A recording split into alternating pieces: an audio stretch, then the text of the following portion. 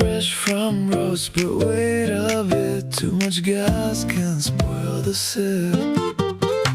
Beans release their CO2. Rest them first for flavors true. Bloom will rise when water flows. Store them cool where freshness grows. PASA coffee, sip and see. Fresh needs time for harmony. From Burr to Dubai, we show the way. Better coffee starts today. PASA Coffee Podcast. Episode 12. You know, there is this paradox that absolutely breaks the brains of most people when they first get into specialty coffee. Oh, yeah. It totally goes against everything we are taught about food. Right, so it goes like this. Fresh coffee can sometimes taste bad, specifically because it is too fresh. Which is, completely counterintuitive. I mean, we are so conditioned to believe that fresh always means peak quality. Exactly, like fresh bread or fresh fruit or fresh juice. You always want those immediately. Right, but coffee operates under an entirely different set of physical laws. So you buy this beautiful bag of beans, you check the roast date, see it was roasted literally this very morning, and you assume you've hit the jackpot. And then you bring it home and brew it immediately. Yeah, and it tastes sharp or sour, like almost hollow in a way. Yeah, harsh is a good word for it. So today, instead of just telling you to wait a few days before brewing, we are going to look under the microscope at a stack of sources from the PASA Coffee Beginner Series. We really want to figure out the actual physics of why this happens. Right, our mission for this deep dive is to uncover how trapped gas sabotages your morning cup and how to defend those beans from the environment, especially if you live in a really hot climate. Yeah, because the environment is actively working against your coffee from the second it's roasted. Let's actually start right inside the roaster, because if I'm holding a bean that was roasted, say, 3 hours ago, and it's giving me a sour cup, something violent must have happened to it. Violent is honestly the perfect word. I mean, we often picture roasting as this gentle process of, just drying out a green seed and browning it. Like toasting bread or something. Exactly, but it's actually this massive thermal transformation.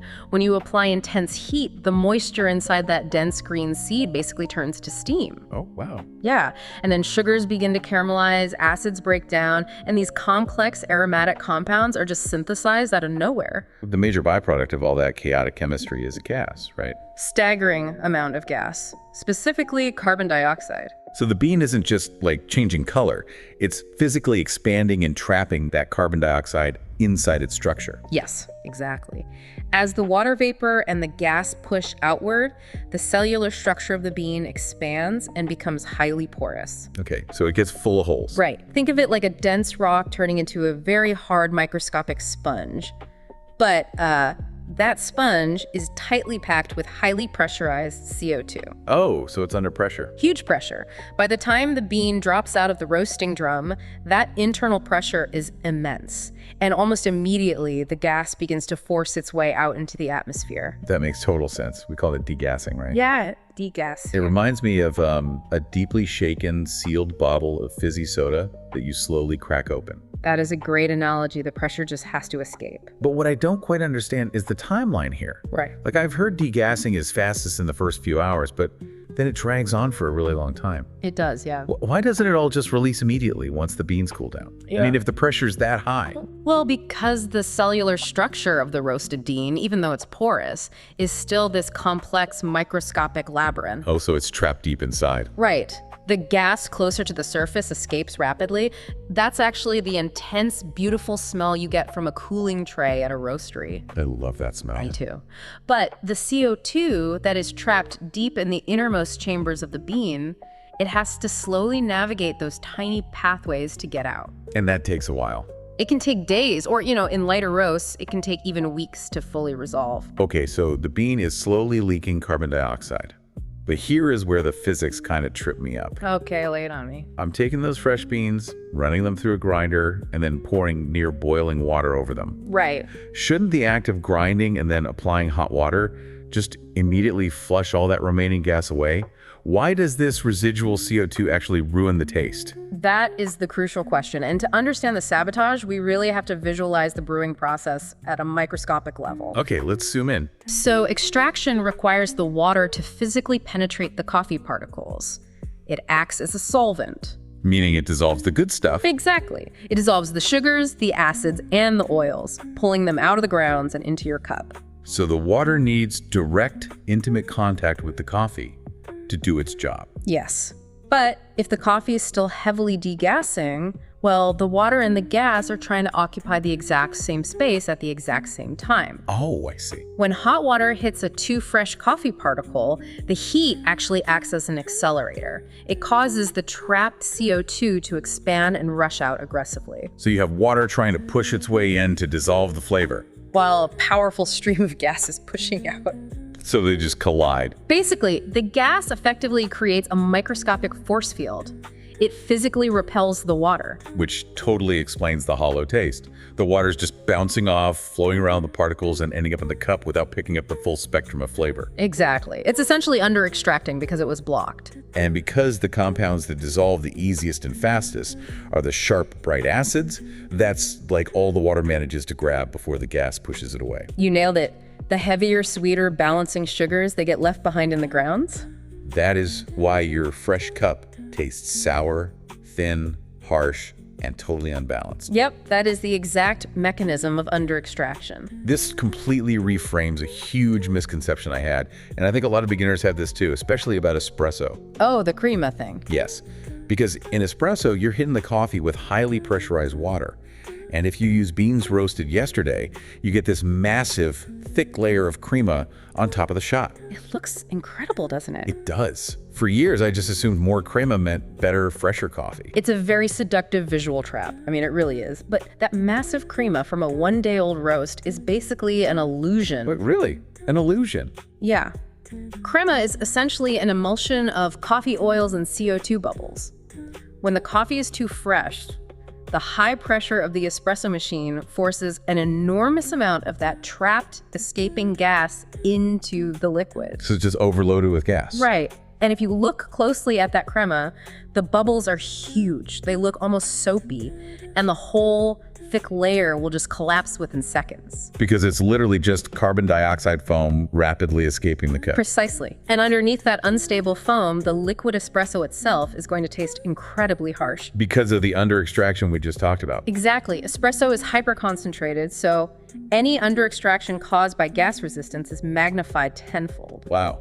This is why the resting phase is non-negotiable. Absolutely non-negotiable. The sources say for filter coffee, like a V60 or an AeroPress, you usually want to wait 3 to 7 days for the gas to subside. Yeah, that's a solid rule of thumb to allow for an even extraction. But for espresso, because it's so sensitive to that resistance, you often need to let those beans rest for 7 to 14 days before they smooth out. Sometimes even longer for really light roasts, yeah. Okay, so we wait, we give it a week, the gas escapes, the force field drops, and the water can finally get in and extract those sweet, complex flavors. Sounds perfect, right? It does, but that creates a new logic problem for me. Uh-oh.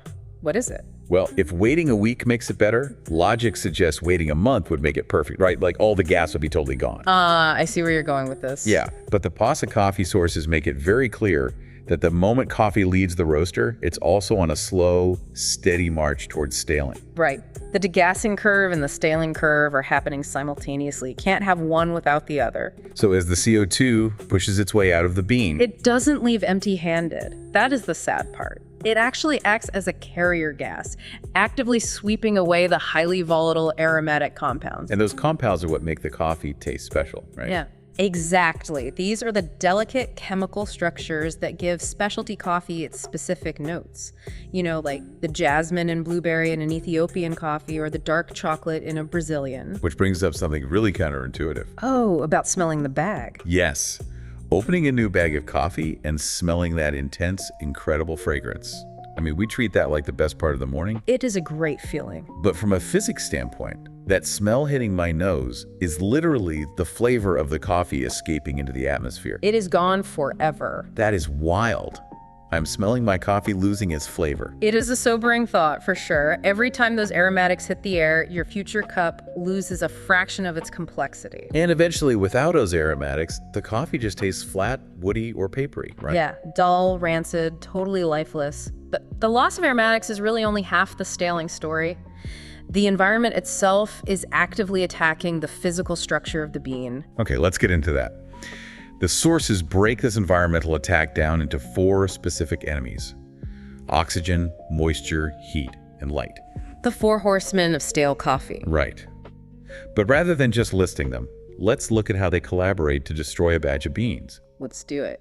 Imagine you buy an amazing bag of coffee and decide to store it in one of those aesthetic, clear glass jars right on your kitchen counter, next to the stove. Oh, I see this all the time on social media. What is actually happening inside that jar over the course of a week? Well, that jar is essentially a torture chamber for your coffee. A torture chamber, that's bleak. It really is. First, you have the light.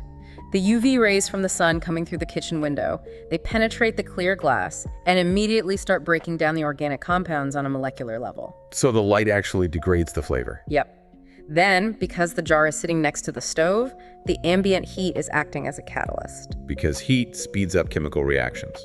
Exactly. It causes the delicate oils within the coffee to rise to the surface of the bean, making them look sweaty. I've definitely seen oily beans before. And once those oils are exposed on the surface, the oxygen trapped inside the jar goes to work. So oxygen causes oxidation.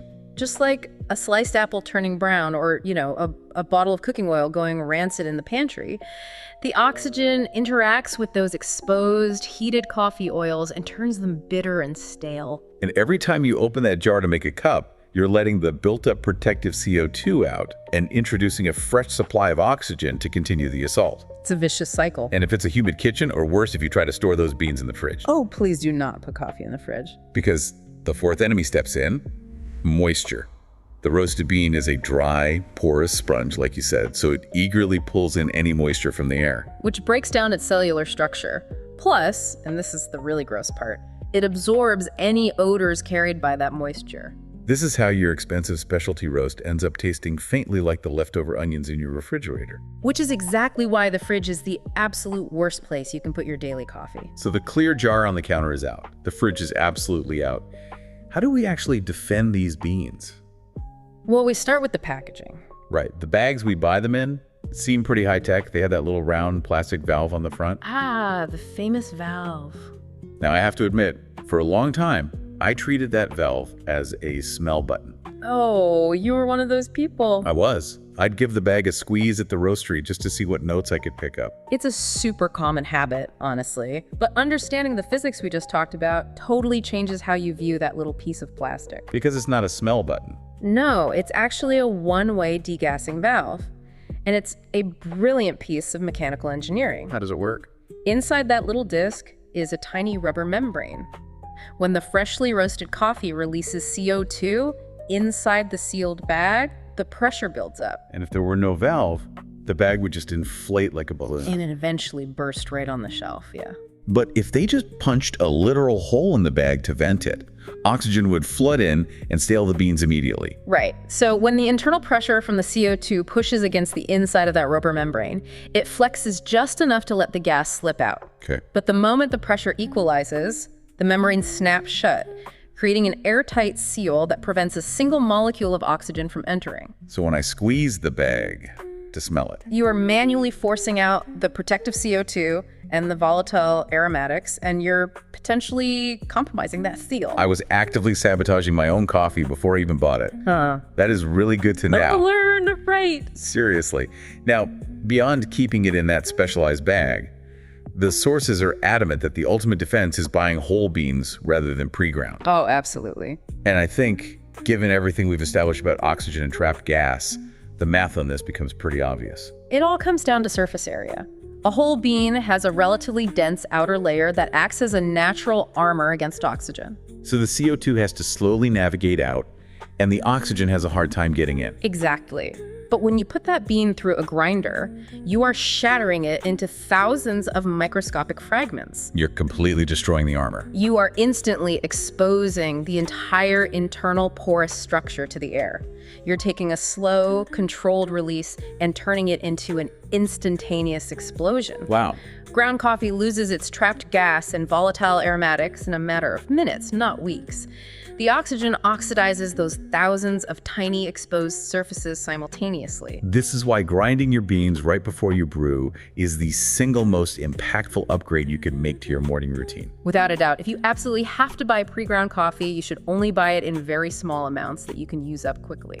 Okay, I want to anchor this in a real-world scenario, particularly for you listeners in the UAE, in places like Dubai or Abu Dhabi. Yeah, let's talk about the climate there. Because the ambient climate here turns the dial way up on all these scaling factors, especially heat. Let's say you go to a premium roastery, you buy a fresh bag of whole beans. The valve is intact. Okay, perfect so far. But then you leave it in your parked car while you run into a mall during a Dubai summer. Oh no, that is a disaster. The temperature inside a parked car here can easily exceed 60 degrees Celsius. Which is insane. It is. At that temperature, you are fundamentally cooking the coffee. The heat rapidly expands the remaining CO2, forcing it out of the beans along with all the volatile aromatics. So it's degassing super fast. Yeah, and the delicate oils liquefy, migrate to the surface, and immediately begin degrading. Even if you only left it for an hour or two, the structural integrity of the flavor profile is permanently damaged. So the roast date becomes totally irrelevant at that point. Completely irrelevant. The lesson here is to treat specialty coffee, like fresh produce or dairy. Take it straight home, keep it in its original valve bag or an airtight opaque container, zip it tight, and store it in a cool, dark, dry cabinet away from the oven or the dishwasher. That is the gold standard for storage. Now, up until now, we've been talking about invisible physics. You know, gases escaping, microscopic surface areas, oxygen molecules. A lot of theory. Exactly. But the PASA coffee sources detail a really elegant way to actually see this chemistry happening in real time in your kitchen. Ah, yes, the visual proof. And that visual proof is called the bloom. I love watching the bloom. It is so satisfying to watch. If you're brewing a manual method, say pouring water over grounds in a V60, an AeroPress, or a French press, you don't just dump all the water in at once. Yeah, you do a bloom pour first. Right. You pour just enough hot water to saturate the dry grounds, and then you watch. Almost instantly, the entire bed of coffee will start to bubble, heave, and expand upward. It looks almost like a tiny volcanic eruption of foam. Yeah. What is mechanically happening to create that?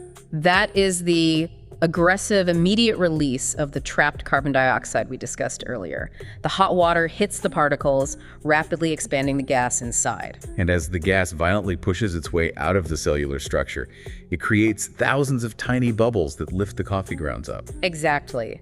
A vigorous, expanding bloom is your visual confirmation that the coffee is still fresh, heavily degassed, and holding on to its volatile aromatics. And conversely, if you pour the hot water and the coffee just sits there, flat and lifeless like dark, wet sand, it means the gas is gone. Right. The coffee has fully staled, and the flavors are likely going to be flat. The bloom is basically your built-in freshness gauge. I really appreciate the analogy the sources use to wrap our heads around this life cycle. The biryani analogy. Yes, they compare roasted coffee to a massive pot of freshly cooked biryani or pulao right off the stove. It's a great comparison. The moment you take the lid off, the aroma is overwhelming in the best way.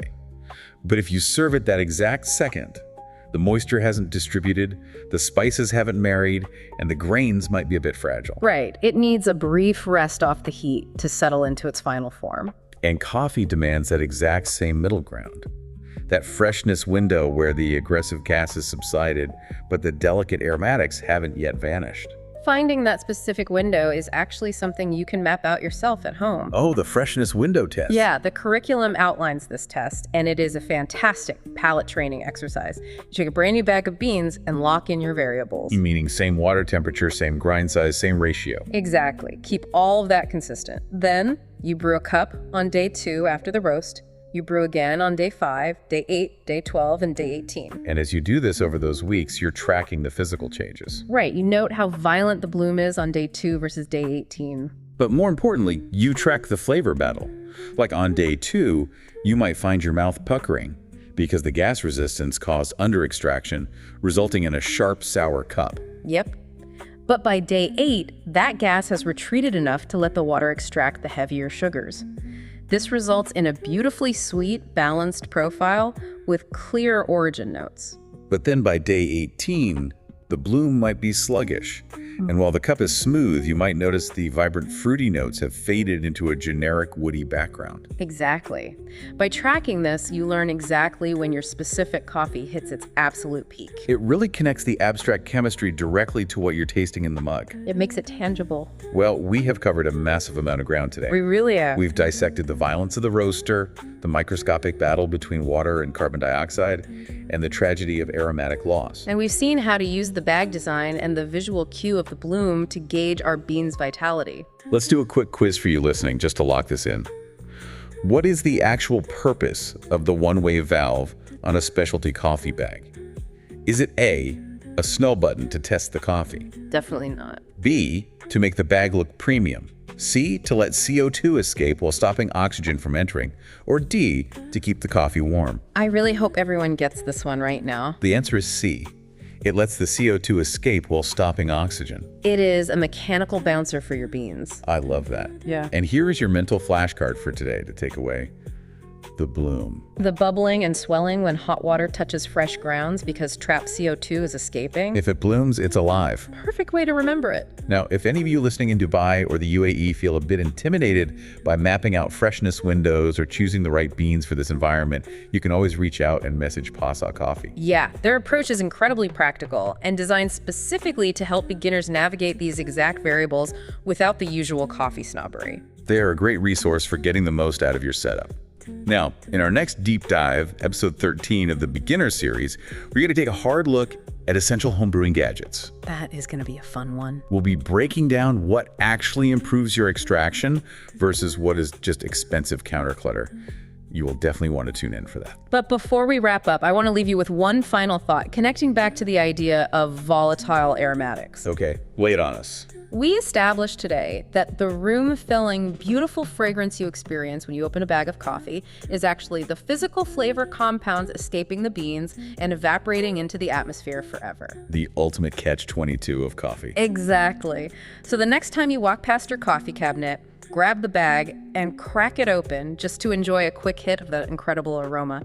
Ask yourself, are you slowly stealing the flavor from tomorrow morning's cup? Fresh from roast, but wait a bit. Too much gas can spoil the sip. Beans release their CO2. Rest them first for flavors true. Bloom will rise when water flows. Store them cool where freshness grows. PASA coffee, sip and see. Fresh needs time for harmony. From Dubai, we show the way. Better coffee starts today. PASA Coffee Podcast. Episode 12.